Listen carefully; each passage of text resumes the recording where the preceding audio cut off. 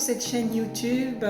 Bienvenue à vous qui me suivez depuis un certain moment. En tout cas, merci de votre fidélité. Merci pour tous les messages d'encouragement que vous m'envoyez. Je suis le chef Anto, chef de cuisine, spécialiste des cuisines d'Afrique.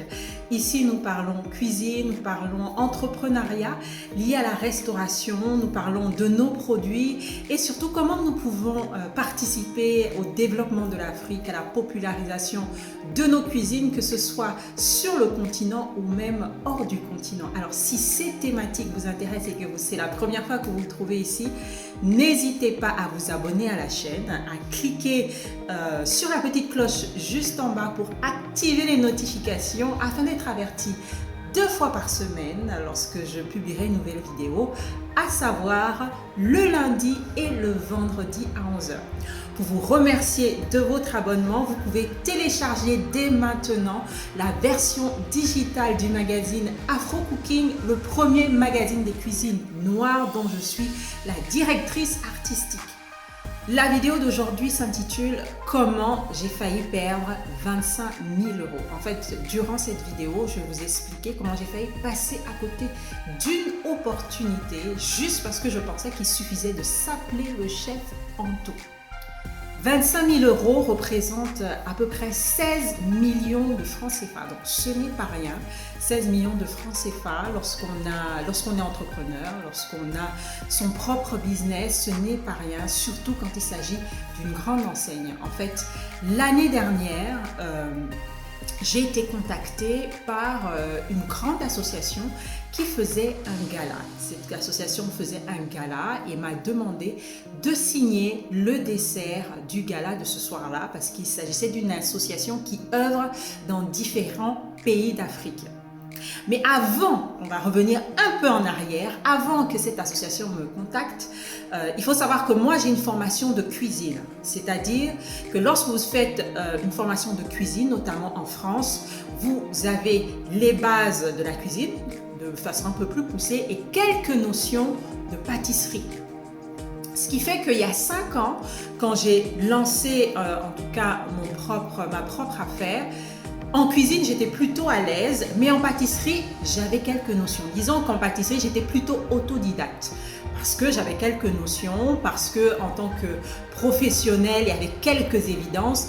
Mais il faut savoir que cuisine et pâtisserie, ce sont 2 métiers différents. C'est vraiment 2 métiers différents. Lorsque vous faites pâtisserie, c'est vraiment de la pâtisserie. D'ailleurs, il y a le minimum, c'est le CAP, et donc vous devez vous former là-dedans et on vous apprend vraiment toutes les bases de la pâtisserie et aussi toute la créativité liée à la pâtisserie, parce que dans la pâtisserie vous avez beaucoup de choses.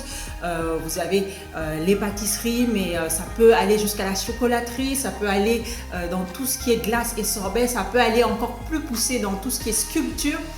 Vraiment, le domaine de la pâtisserie, c'est vraiment vaste.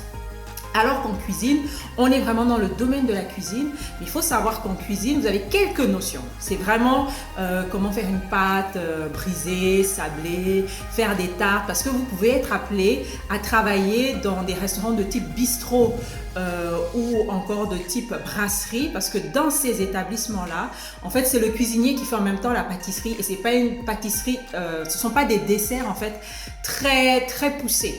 Contrairement à dans un restaurant où c'est plutôt gastronomique, vous devez avoir vraiment un chef pâtissier qui va s'occuper des desserts parce que c'est vraiment un métier très technique. Et donc, comme je le disais, moi j'ai une formation de cuisine, mais pas de pâtisserie.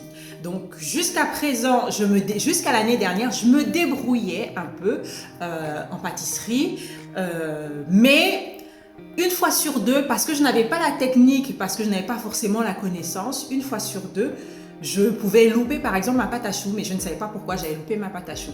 Une fois sur 2, la texture de ma pâte sablée n'était pas pareille et je ne savais pas pourquoi. Une fois sur 2, quand je faisais mes entremets, il y avait par exemple la génoise qui est pas assez moelleuse et je ne savais pas pourquoi. Mais ça ne me dérangeait pas, et puis comme les clients disent « Ah ouais, c'est bon » et tout, donc voilà. Et puis, attends, tu t'appelles le chef Anto, donc voilà quoi, ça passe. Mais personnellement, je n'étais pas satisfaite. Et je me disais, ce serait bien vraiment que je fasse une formation de pâtisserie. Alors, comment faire une formation de pâtisserie quand tu es chargé, tu fais des interviews, tu voyages parce que tu as une émission qui passe sur Canal+, tu es mère de famille, t'es occupé quoi. Et trouver du temps pour faire une formation, je me disais, mais j'ai pas le temps. En plus, aucun de mes clients ne s'est plaint jusqu'à présent. Pourquoi aller m'embêter à faire une formation, hein? Et c'est souvent, le problème, c'est souvent ce que les autodidactes se disent. Que pour l'instant, ça va, tout roule, personne ne se plaint. Pourquoi aller me former? Mais honnêtement, personnellement, je n'étais pas satisfaite. Et puis, en début d'année dernière, je me suis dit non, il faudrait vraiment que je fasse une formation pour vraiment revoir toutes les bases de la pâtisserie parce que c'est important. Là où je veux aller, il faudrait que je puisse avoir le même niveau au niveau du salé qu'au niveau du sucré. C'est pas normal, vu que je suis chef à domicile à la base, et chef à domicile, c'est pas comme dans un restaurant. Dans un restaurant, vous pouvez avoir une équipe qui fait la cuisine, une équipe qui fait la pâtisserie. Chef à domicile, vous faites les deux. Et ce n'est pas normal qu'au niveau du salé, ça tienne la route.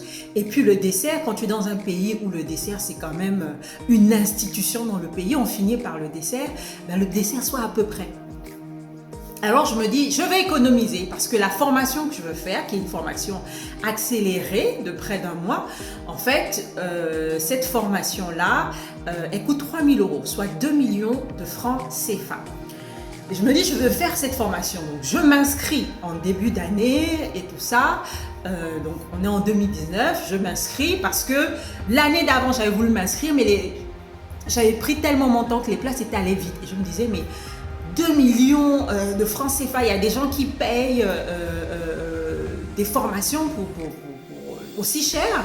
Et ben oui, il y a des gens qui payent des formations aussi chères. Mais les places allaient vite parce que c'était 12 places et ils faisaient 3 sessions par an et à chaque fois, les places partaient. Donc l'année dernière, en 2019, je décide et il faut que je fasse cette formation. Donc finalement, donc en plus ça tombe un mois où il y a quand même, j'ai pas mal de demandes, mais c'est pas grave, je vais faire cette formation.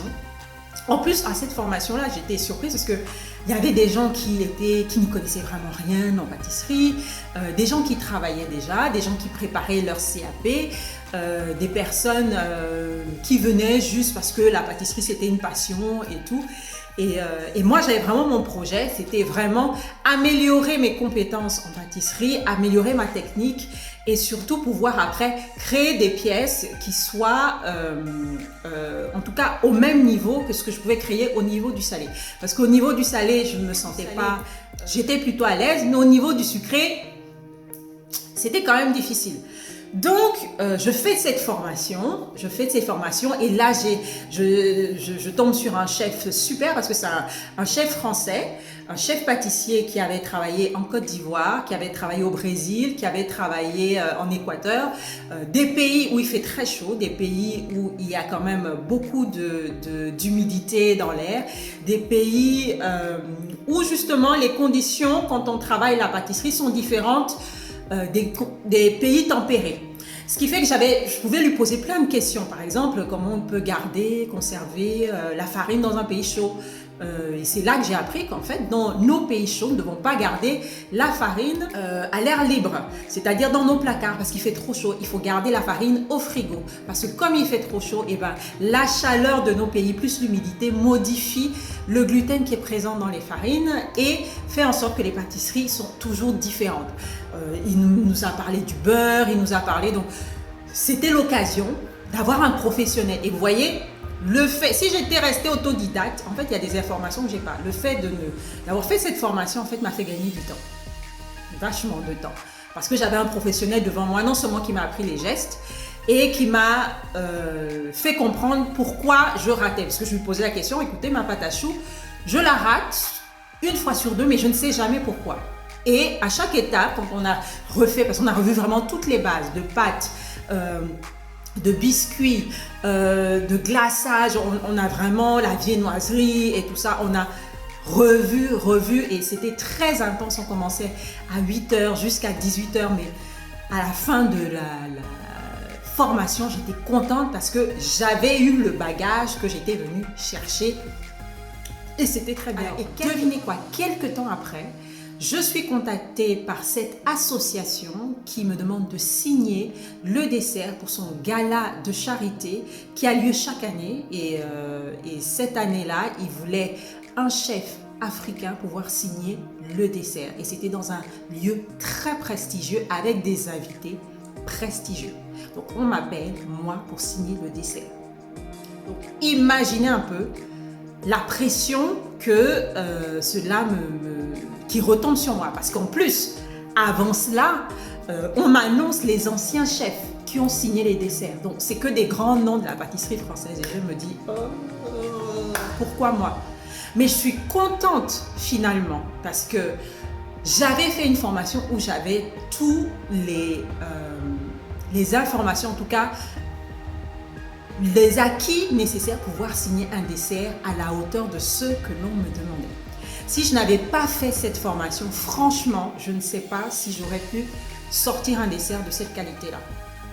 Et c'est comme ça qu'est né mon dessert que j'ai appelé le Sankofa. Sankofa, retour aux sources, c'est-à-dire s'inspirer des choses du passé pour pouvoir créer l'avenir. En fait, c'était une façon de dire je m'inspire des produits bruts de chez moi pour pouvoir créer quelque chose de nouveau. Le dessert, c'était Sankofa, donc on avait un dôme avec un cœur ananas pain de sucre du Togo avec une mousse chocolat blanc baobab et un biscuit. Alors le biscuit, c'était un biscuit au manioc.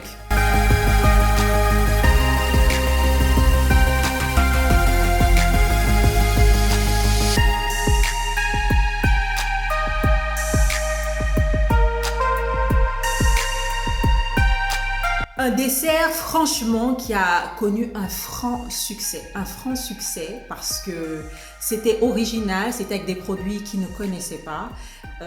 Et il faut savoir que durant cette soirée-là, il avait de grands patrons dans la salle. Vous aviez des grands groupes de médias, vous aviez des grandes marques de cosmétiques parce que c'est un gala où il faut récolter énormément d'argent.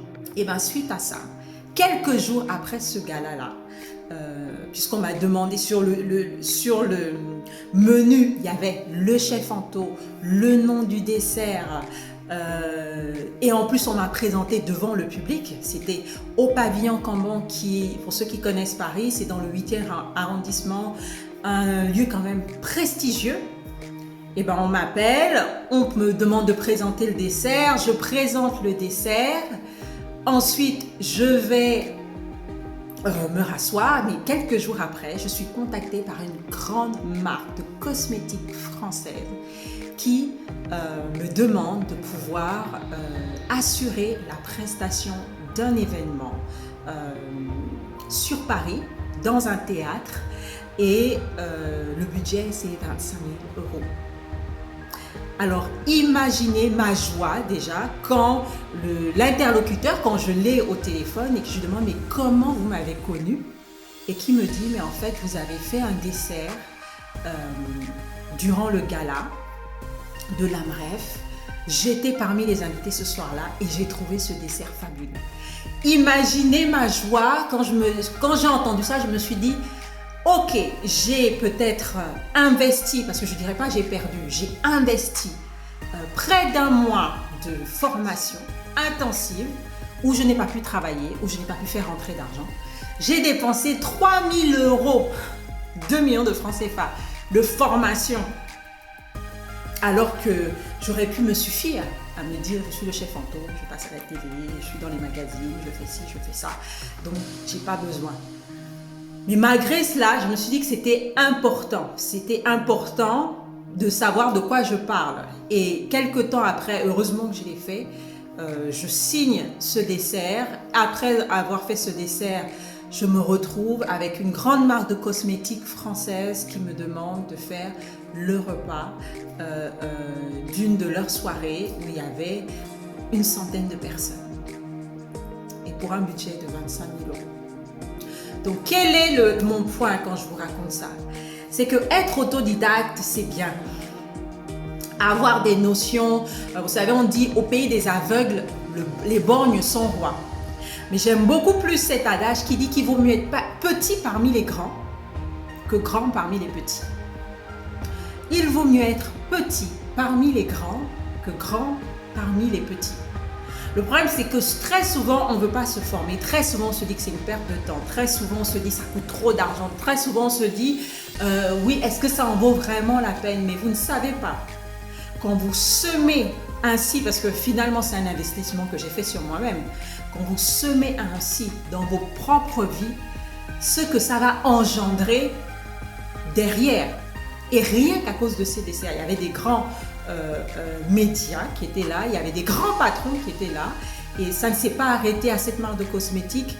Après, j'ai eu encore d'autres contrats, rien qu'à cause de ce dessert-là que j'ai pu signer parce que je m'étais formée. Donc, je veux vraiment encourager ceux qui se disent « oui, je suis autodidacte ». Et vous savez, il y a de nombreuses personnes que je connais qui ont commencé autodidacte, mais qui n'ont pas cessé de se former, à faire des ateliers avec tel chef, à prendre des cours par-ci, que ce soit en ligne, que ce soit en présentiel. Pour ceux qui sont en Europe, vous avez la chance de pouvoir participer à des cours, que ce soit en présentiel ou en ligne. Alors je sais qu'en Afrique c'est peut-être un peu plus difficile, il y a moins d'ateliers que ceux qui sont en Europe, mais vous avez des vidéos sur YouTube où vous pouvez apprendre à faire des choses. Quand vous investissez en vous-même comme ça, que ce soit en temps, en argent, je vous assure, ce n'est pas perdu. Le fait d'investir comme ça en vous-même, ça vous rapportera forcément demain. Parce que demain, il y a quelqu'un qui va vous proposer un contrat plus grand. Il faut savoir que quand j'ai travaillé pour l'association, pour le gala, je n'ai pas été rémunérée, je n'ai pas été payée. Je l'ai fait vraiment, en plus, c'était pour les jeunes filles qui sont excisées, notamment en Afrique de l'Ouest et en Afrique australe. Et je l'ai fait vraiment de tout mon cœur. Quand elle m'a dit voilà, je dis non, mais il n'y a pas de souci. On a fait le dessert, on a travaillé avec le traiteur qui était en charge, en tout cas, de faire le repas de cette soirée. Et suite à ça, parce qu'il y avait quelqu'un dans la salle qui a remarqué la qualité du travail, après m'a donné d'autres contrats. Et parce que je suis maintenant dans leur petit papier, ça me fait une carte de visite de dire que voilà, moi, Anto, j'ai travaillé pour une grande marque de cosmétiques. Mais tout ça a commencé parce que j'ai investi en moi-même. Je ne me suis pas dit, je suis autodidacte, donc ça suffit.